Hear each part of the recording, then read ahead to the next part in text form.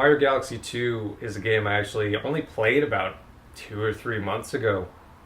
It was a game that was probably a gift for me for Christmas or whatever, and for whatever reason, I just didn't play it right away. There was probably something else that was going on at that time, some other video game I was playing.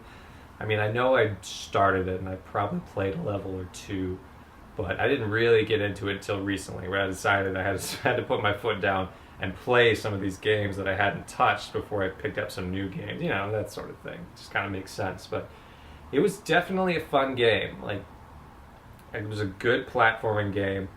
I definitely remember it way better than I did the original Mario Galaxy because I played it 3 months ago, not 6 years ago. But it was fun. There were Yoshi levels that were fun. There were underwater levels that were fun because I always liked those ones.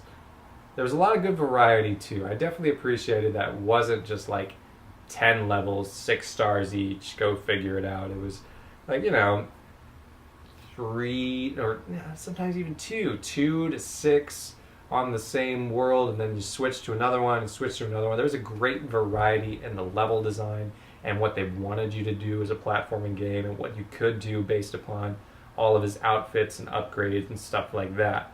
For the most part, every single one of those was fun.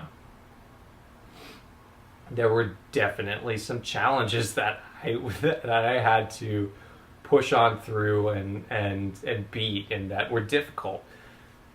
Some of like the raw platforming ones, like you have to get through this level in this big air pit and touch every single one but not twice, and then get back to the star and outrun the Dark Marios. Those were hard, but they could be pretty rewarding. Like, it always amazes me what Nintendo and specifically its Mario teams will do when it comes to making a better and more technologically advanced platforming game.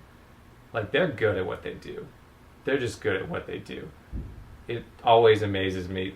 Some of the things that happened in this game were pretty far out there. Some of them were kind of frustrating. Some of them were frustrating, but I could beat them. I think I got about 90% of the way through it when it comes to like star totals and all that stuff. Some of them I couldn't do.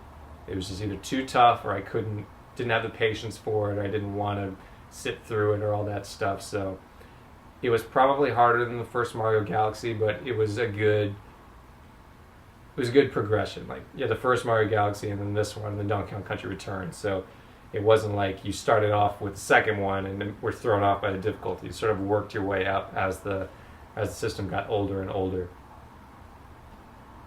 I sort of still miss some of the exploration bits about it when it came. Like, there was some stuff that you had to find the secret star. You just sort of knew it was in this area, so you had to figure out which pipe to go down or which way to get to that special place.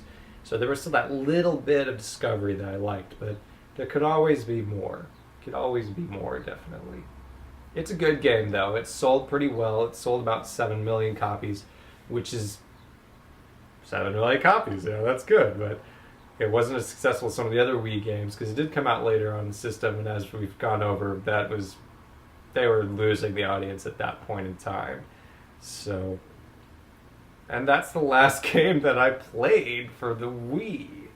We've got one more to talk about that I own, but I haven't played yet. So, we'll get to that next.